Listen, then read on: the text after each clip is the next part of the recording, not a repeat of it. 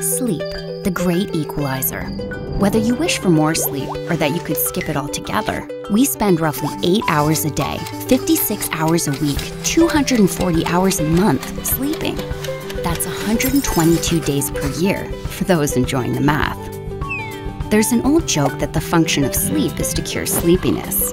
But the truth is, despite decades of research, we aren't exactly sure why, though we do know that good sleep is essential to good health, just like exercise and nutrition.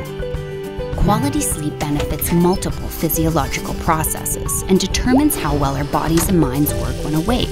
But the fact is that almost 1 in 4 Canadians, a full 23% of us, qualify as officially sleep deprived. Now there's a thought that will keep you up at night. And it's not just us. Sleeplessness is a global problem, with researchers reporting sleep disturbances in the developing world at close to current North American percentages. World Sleep Day is an annual event with over 200 World Sleep Day delegates raising awareness in over 50 countries around this sleepy globe of ours. So what does research say is keeping Canadians up at night?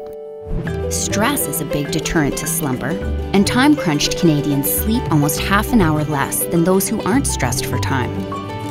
Work also ranks high on the sleeplessness scale, and Canadians working more than 30 hours a week average 24 minutes less sleep than those not working.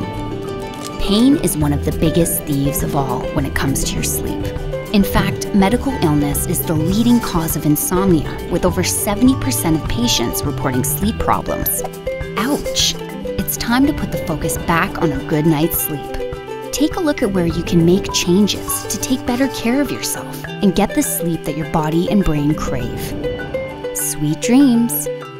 Brought to you by the makers of Extra Strength Tylenol Nighttime.